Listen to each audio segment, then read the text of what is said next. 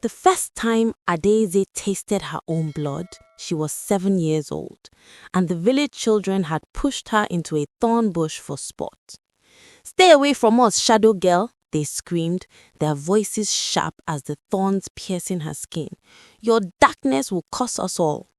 Now, 15 harvests later, nothing had changed, except the pain had learned to live inside her. Adaeze knelt by the river, scrubbing clothes that didn't belong to her.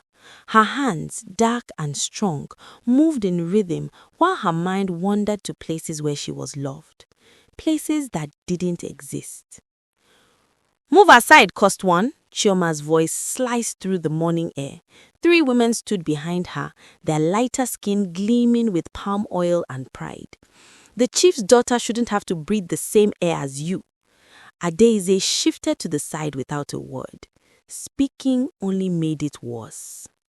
"Look at her," Chioma continued, loud enough for the gathering crowd to hear. "Even her silence is dark and heavy. My mother says when Adaeze was born, the moon hid for 3 days. 3 days. The gods themselves were ashamed." Laughter erupted around them, sharp, cutting, familiar. Adaeze's chest tightened, but her face remained still as stone. She had learnt long ago that tears were luxuries she couldn't afford. They would only drink them like sweet wine and ask for more. "They say her mother died of shame," another woman whispered, not quietly enough. "Couldn't bear to look at what she brought into this world." The words found their mark. Adaeze's hands stilled in the water. Her mother hadn't died of shame. She died bringing Adaeze into a world that would reject her. The midwife had said it was a difficult birth, but the village preferred their version of the story, one where darkness was always the villain. "Are you deaf as well as cursed?" Chioma kicked water toward her. "I said move further away. Your shadow is touching my clothes." Adaeze gathered her half-washed garments and moved downstream, where the water ran slower and dirtier, where girls like her belonged according to Ukari village.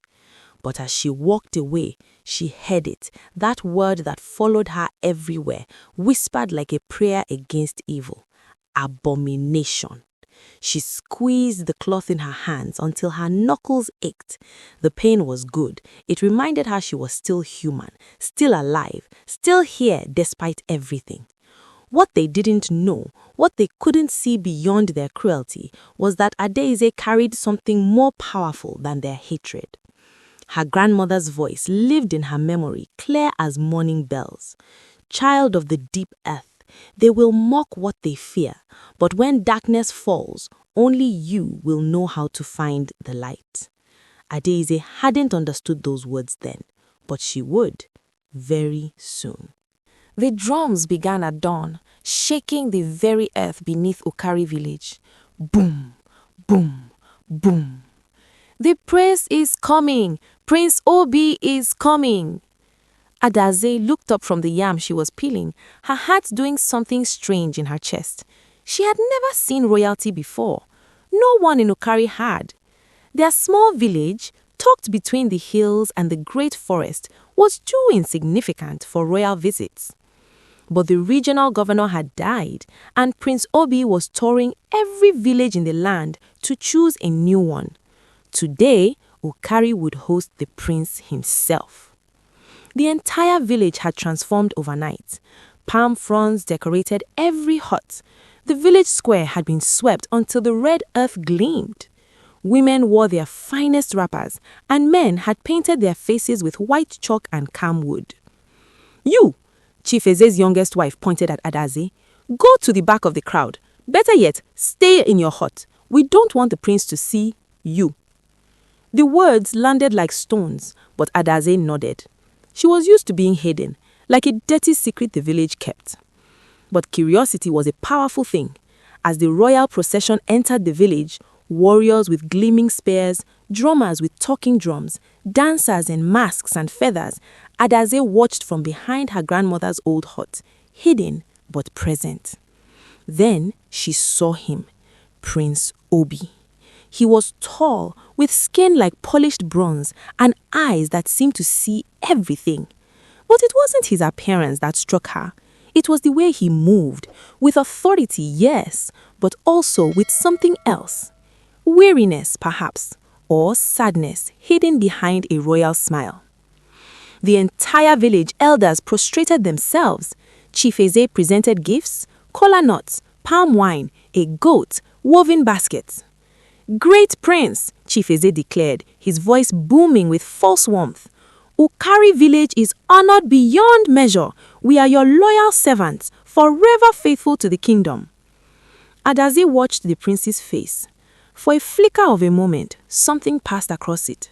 Doubt? Disbelief? But then the royal mask returned, and he nodded graciously. The celebration began.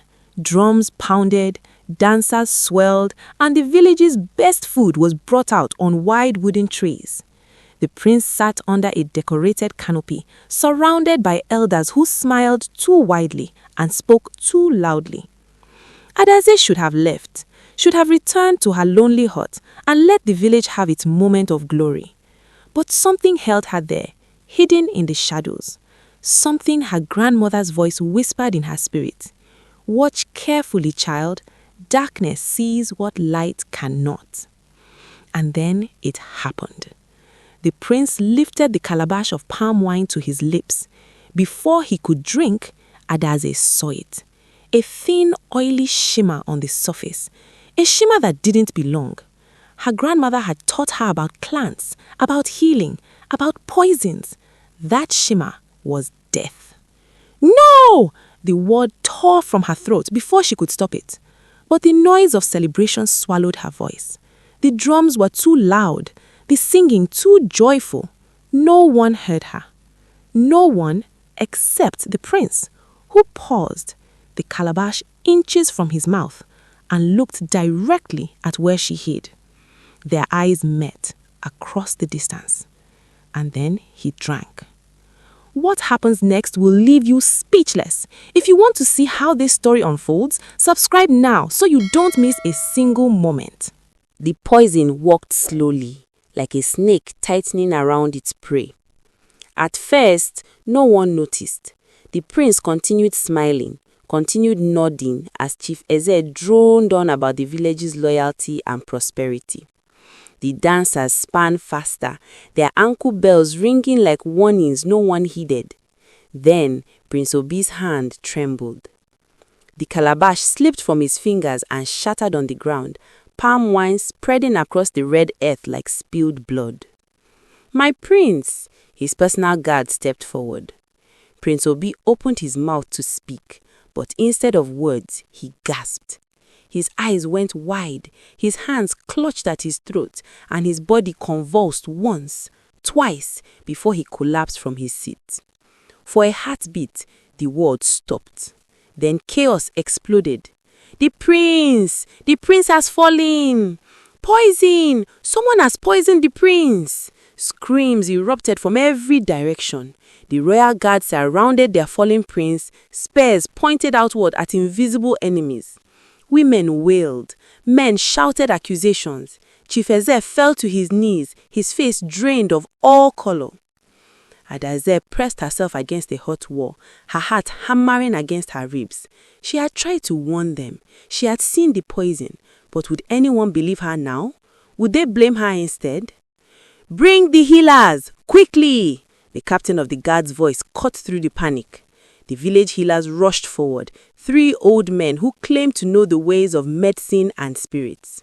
They surrounded the prince, who was now foaming at the mouth, his body jerking violently. Adaeze watched from her hiding place as they walked.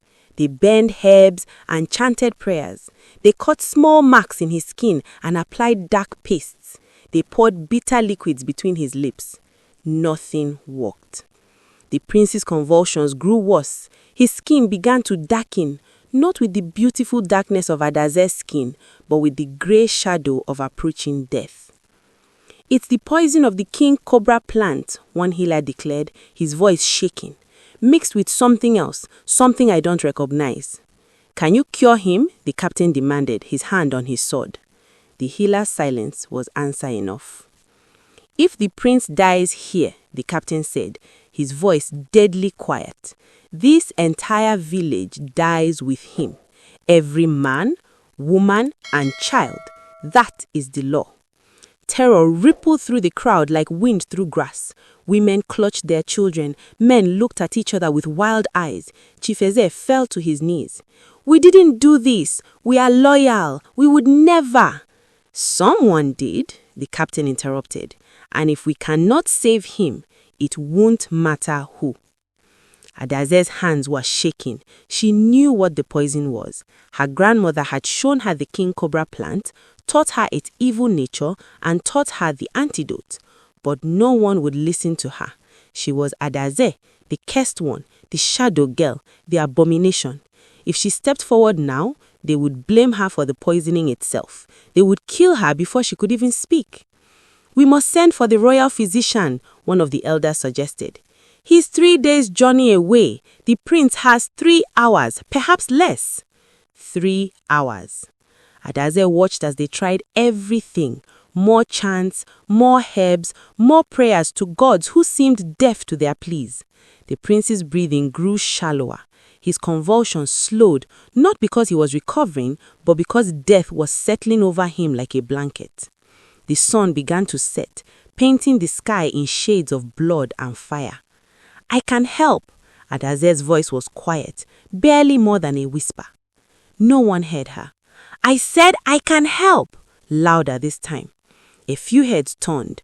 Chioma saw her first, and her face twisted with rage. "You? You dare show yourself now, cursed one?"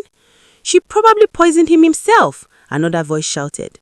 The crowd turned on her like a single beast. Their fear had found a target. "No," Adaeze said, her voice steady despite the terror in her veins. "I saw the poison before he drank. I tried to warn." "Lies!" Chief Eze roared. "Guards, seize her!" 2 village men grabbed her arms. Adaeze struggled, but they were stronger. "Wait!" Adaeze screamed. "I know the antidote. I can save him." "The only thing you will save is your own neck from the rope," Chioma spat. The royal captain stepped forward, studying Adaeze with cold eyes. For a moment, she thought he might listen. "She's lying to save herself," one of the healers said. "She knows nothing of medicine. She's just an abomination," Chioma finished. The captain turned away. They dragged Adaeze to a small hut and locked her inside. She pounded on the door, screaming the truth, screaming the cure, screaming until her voice went raw. No one listened, and outside, the prince continued dying. But Adaeze was not a girl who gave up easily. As night fell and the village descended into terrified prayer, she studied the walls of her prison, searching for weakness. Her grandmother's voice echoed in her memory. "The darkness is your friend, child. It hides you, it protects you, and when the time comes, it will set you free." The prince is dying, Adaeze is locked away, but the night has only just begun, and some prisons are easier to escape than others. The moon rose full and bright, casting silver light through the cracks in Adaeze's prison. She had stopped screaming, stopped pounding on the door, stopped begging them to listen. Instead, she listened to the sounds of the village dying around her. Women weeping, men arguing in harsh whispers, the healers chanting prayers that sounded more like funeral songs, and underneath it all, the awful silence from the hut where the prince lay barely breathing. Adaeze closed her eyes and let her grandmother's teachings wash over her. The hut they'd locked her in was old, built before the current chief's time. The walls were wattle and daub, woven sticks covered with mud, strong when maintained, but this hut had been forgotten, neglected. Like her. She ran her hand along the wall until she found it, a section where the mud had cracked and crumbled. The sticks beneath were dry and brittle. Walking quietly, carefully, she began to pull them apart. It took an hour, maybe more. Her fingers bled, her muscles screamed, but finally, she'd created a gap large enough to slip through. Adaeze emerged into the night like a ghost. The village was focused on the center square, where the prince's hut stood surrounded by torches and guards. Everyone's attention was there, which meant no one was watching the shadows. and Adaeze knew shadows better than anyone. She moved silently through the darkness, keeping to the edges of the village. She needed plants, specific ones, and they didn't grow in the village. They grew in the forest where most villagers feared to go at night. But Adaeze had spent her childhood in that forest, hiding from cruelty, learning from her grandmother. The trees knew her, the paths welcomed her. She found the first plant quickly, bitter leaf, but not the common kind, the rare silver-backed variety that grew near water. She pulled several leaves carefully, whispering thanks to the plant spirit as her grandmother had taught her. The second was harder, devil's backbone, a twisted vine that grew only on the oldest trees. It was dangerous to harvest, full of thorns that could poison the harvester. But Adaeze knew the trick. Approach from downwind, move slowly, take only what you need. The third ingredient made her pause. Honey from the sacred grove's bees. The grove was forbidden. The village believed angry spirits lived there, that anyone who entered without proper ceremony would be cursed. But Adaeze was already cursed according to them. What was one more curse upon her head?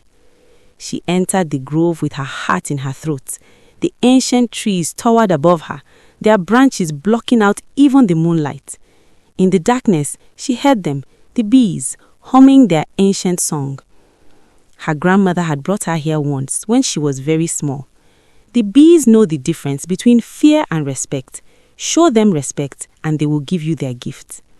Adaeze approached the hive slowly, singing the old song her grandmother had taught her, a song in a language even older than Ukari village, a song that spoke of cooperation between humans and the small gods of the forest. The bees calmed.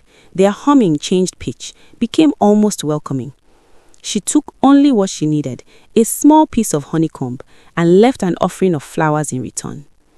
By the time she returned to the village, the night had deepened.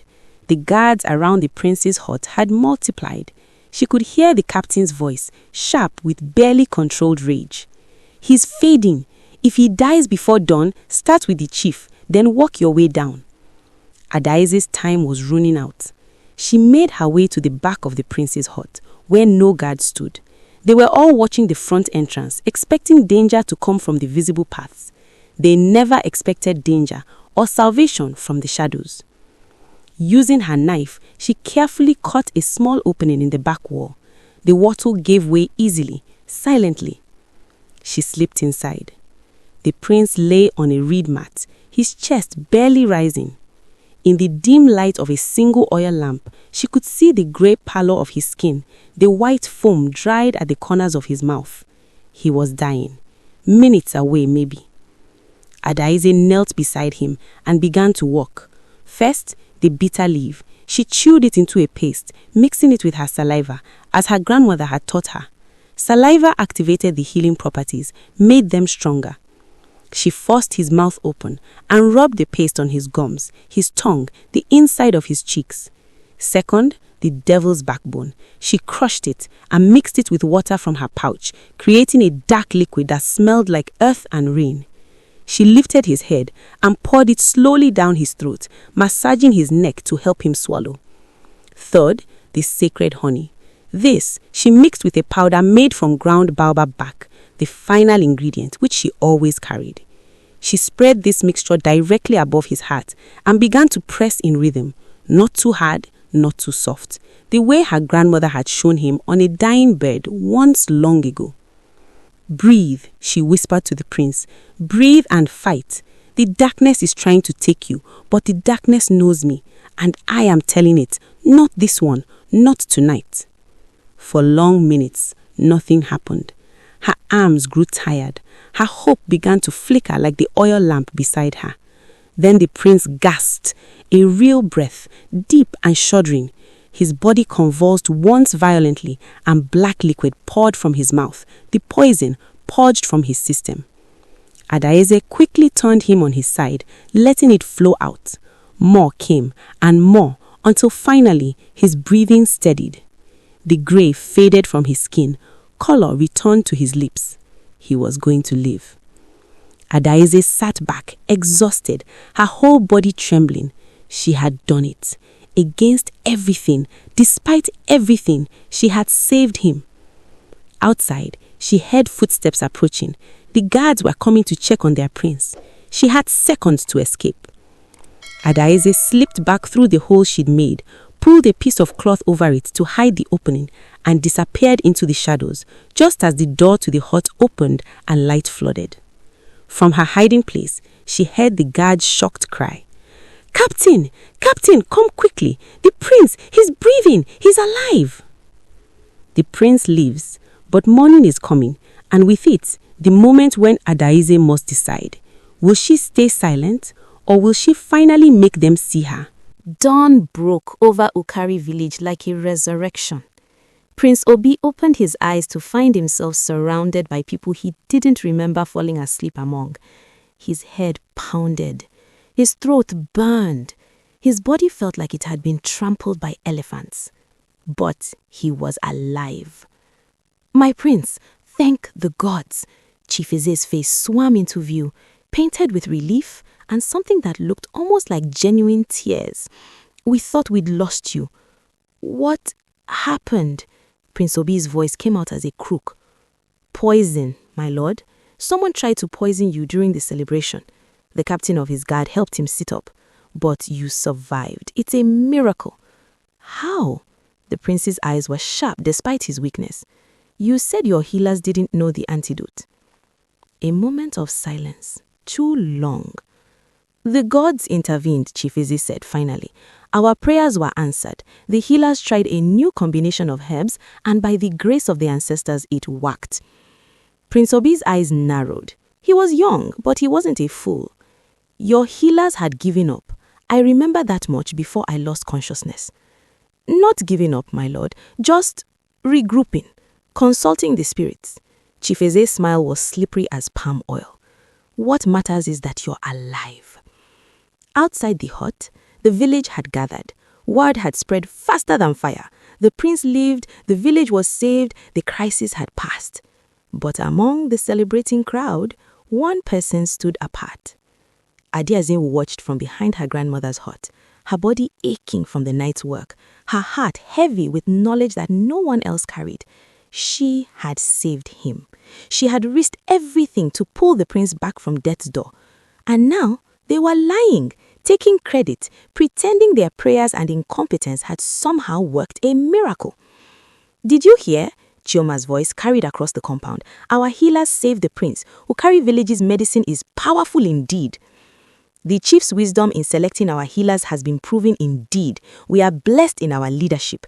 Adaeze's hands clenched into fists. Every word was a knife, every lie a betrayal. But what could she do? Step forward and claim she saved the prince? They'd already tried to blame her for the poisoning itself. If she spoke now, they'd find a way to twist it, to turn her salvation into something dark and suspicious. A girl like her, cursed, dark, unwanted, didn't get to be a hero in stories like this. "We should investigate who poisoned the prince," one of the royal guards said, his voice cutting through the celebration. The village fell silent. Fear rippled through the crowd like wind through grass. "Of course," Chief Eze said quickly. "We will question everyone, find the traitor among us." "We already found her." Chioma stepped forward with false courage. "The cursed girl, Adaeze, she was here during the celebration. She even shouted something before the prince drank." Adaeze's blood turned to ice. "Where is this girl?" the captain demanded. "She tried to escape last night," Chief Eze lied smoothly. "We locked her up, but she broke free. She's probably hiding in the forest now, fleeing her crime." More lies, stacked on top of lies. The prince raised a hand, commanding silence. Despite his weakness, his authority was absolute. "I want to tell me about this girl," he said quietly. "She's nothing, my lord," Chief Eze waved dismissively. "Born cursed, dark as night itself, her own mother died bringing her into the world, probably from shame. The village has tolerated her out of kindness, but she's always been wrong." "Wrong how?" "Her darkness," Chioma supplied eagerly. "It's unnatural, a sign of evil. We've always known she would bring trouble." Prince Obi's expression was unreadable. "You judge a person evil by the color of their skin?" The village elders shifted uncomfortably. Chief Eze laughed nervously. "Not just that, my lord. Her behavior, always sneaking around, hiding in shadows, learning strange things from her grandmother, who was a bit touched in the head if truth be told. Strange things like medicine? The prince's voice was soft, but Adaeze had an edge in it. Witchcraft, more like, an elder muttered. And yet, the prince said, slowly, someone with knowledge of medicine saved my life last night. Someone who knew exactly which poison was used and exactly how to counter it. The village fell silent. You could hear the wind in the trees. My lord, Chief Izzy began, your healers were useless, the prince cut him off, his voice like iron. I was conscious enough to hear them admit they had no cure. I was dying and they knew it. He walked slowly to the door of the hut, his guards supporting him. Someone came in the night, someone who moved like a shadow, someone who saved my life with knowledge your healers didn't possess. He looked out at the gathered village, his eyes scanning the crowd. I want to know who. No one spoke, no one moved. Adaeze felt the moment pulling at her, demanding something she wasn't sure she could give. Courage. Her grandmother's voice whispered in her memory. Truth is a weapon they can't fight, child. When the time comes, speak it. But the time wasn't right. Not yet. If she stepped forward now, alone with the whole village against her, they would destroy her before the prince could hear the truth. She needed to wait, to watch, to let them dig their own graves with lies. We will find out who saved me, the prince said, a promise and a threat. I'm calling a gathering. 3 days from now, every person in this village will attend, and at that gathering, I will ask one simple question. Who saved my life? He looked directly at Chief Izzy, and someone will answer, because if they don't, I'll assume this entire village conspired to poison me and then lie about my recovery. The threat hung in the air like smoke. 3 days, the prince repeated. Prepare yourselves. 3 days passed like years. The village of Ukari had never been quieter. The celebration was gone. In its place was a suffocating tension that pressed down on everyone like a physical weight. Chief Adaeze called secret meetings with the elders. Chioma and her friends spread new lies, trying to find someone else to blame. The healers practiced their stories, making sure every detail matched. And Adaeze waited. She spent those 3 days in her grandmother's hut, surrounded by her old woman's belongings. The dried herbs hanging from the ceiling, the clay pots full of medicines, the scrolls of bark paper covered in symbols that most of the village had forgotten how to read. Her grandmother had been teaching her since she was small, not just about plants and healing, but about something deeper, dignity. They can take many things from you, child, her grandmother had said once, her weathered hands holding Adaeze's small ones. They can take your comfort, your peace, your place in the village, but they cannot take your truth unless you give it to them. On the morning of the 3rd day, Adaeze bathed in the river before dawn. She washed with the black soap her grandmother had made, scrubbed her skin until it gleamed like polished ebony. She oiled her body with shea butter mixed with herbs that smelled like earth and rain. She wrapped herself in her grandmother's cloth, the one piece of beautiful fabric the old woman had owned, deep indigo blue, the color of midnight sky, with cowrie shells sewn along the border. When she looked at her reflection in the still water, she didn't see the cursed girl the village had named her. She saw Adaeze, daughter of the earth, keeper of ancient knowledge, a woman who had held death in her hands and commanded it to retreat. The sun rose, painting the sky in gold and crimson. The drums began to beat. The gathering was called. Every person in Ukari village made their way to the central square. The prince sat on a raised platform, recovered now, his eyes clear and sharp. His guards surrounded him. The royal scribe stood ready with his writing tools. This was not a celebration. This was a trial. Chief Adaeze stood before the prince, his finest robes unable to hide the sweat on his brow. "My loyal village of Ukari," began Prince Obi, his voice carrying across the silent crowd. 3 nights ago, someone tried to kill me, and that same night, someone saved me. He paused, letting the words sink in. I was poisoned with king cobra plant mixed with bitter root, a combination that your healers admitted they couldn't cure. I was dying. Your healers gave up, your elders prayed, but prayers alone don't reverse poison. Chifeze opened his mouth, but the prince silenced him with a look. Then in the night, someone came to me. Someone who knew exactly what poison was used and exactly how to counter it. Someone who worked in secret, in shadow, and then disappeared. He stood, commanding every eye in the gathering. I ask you now, before these witnesses, before the gods themselves, who saved my life? The silence was deafening. Chifeze stepped forward, his prepared speech ready on his tongue. My lord, it was our combined efforts, the healers, the prayers of the people, the wisdom of the elders. No. The single word from the prince cut like a blade. Someone entered my hut through a hole cut in the back wall. Someone who moved like a ghost. Someone who forced medicine into my mouth, purged the poison from my body, and saved my life while all of you stood outside useless. He looked at Chifeze with eyes like flint. Was it you? My lord, I organized the healing efforts. Was it you who entered my hut in the night? No, but then sit down and be silent. Chifeze stumbled backward, his face red with humiliation. The prince's eyes swept across the gathered villagers. Someone in this village knows the truth, and they will speak, or everyone will suffer the consequences of this deception. The moment stretched, thin as a spider's web.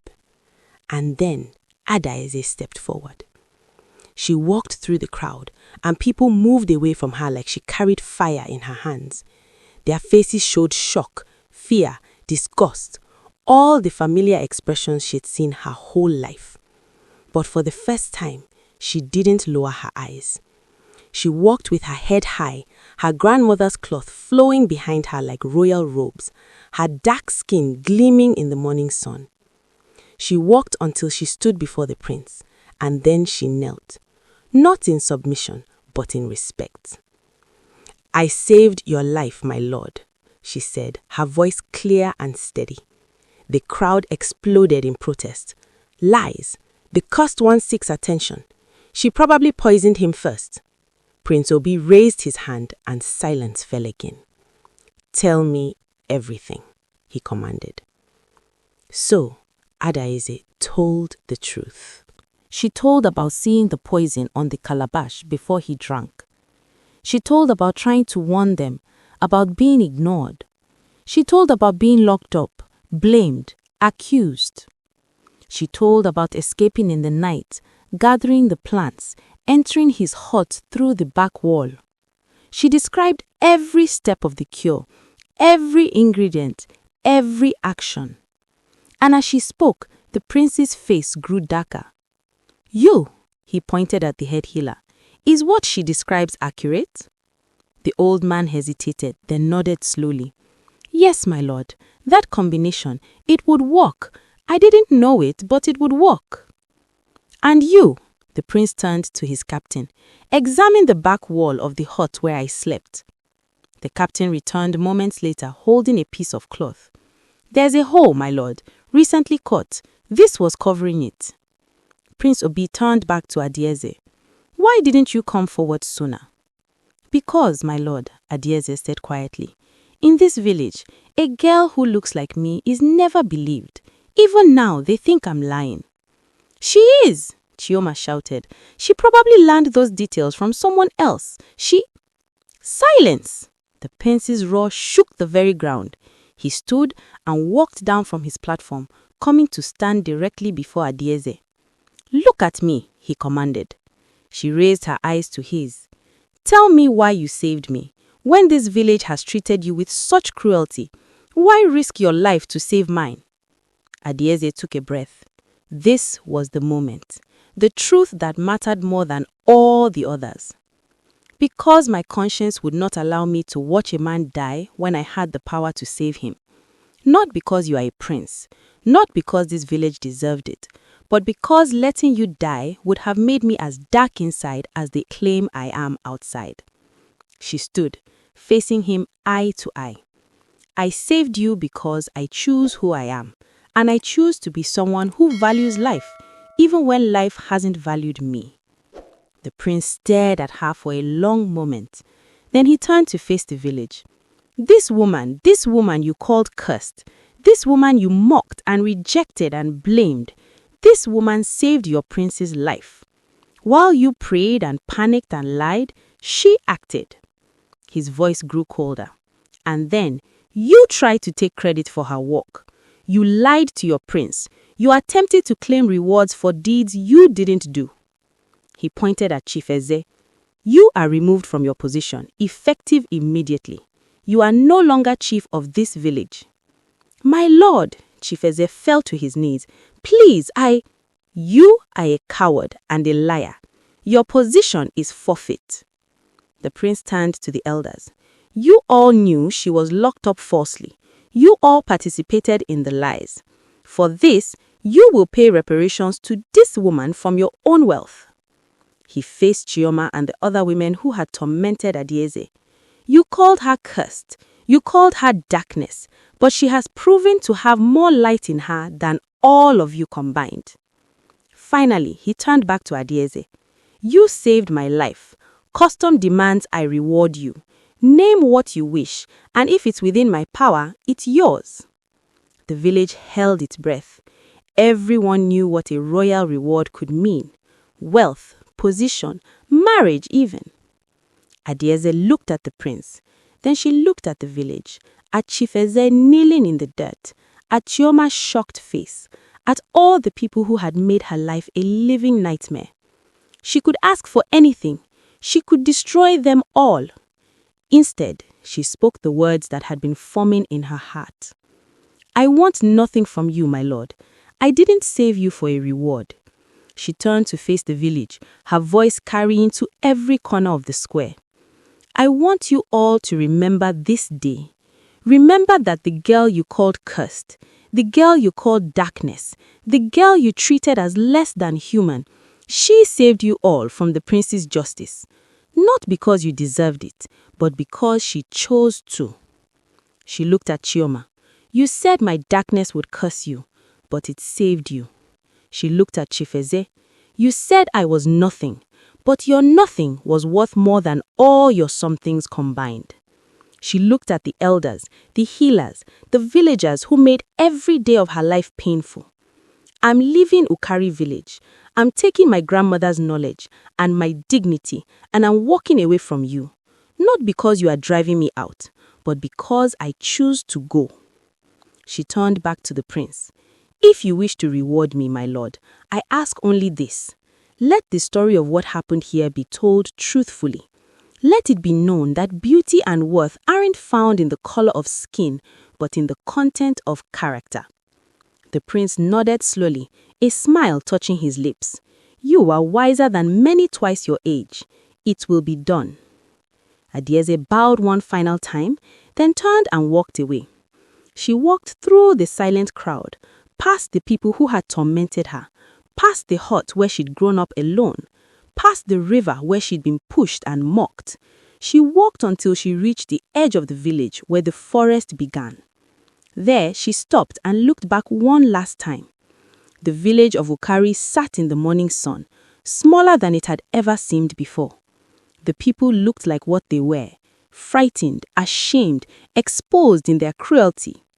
She had won, not by destroying them, but by rising above them.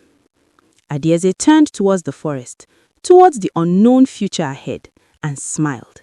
She was free. If this story moved you, if you felt Adaeze's pain and celebrated her triumph, then share it. Let it reach someone who needs to know that their worth isn't determined by those who refuse to see it. Subscribe to this channel for more stories that remind us of our power, our dignity, and our unshakable worth. Remember, they laughed at her darkness until she showed them what true light looks like.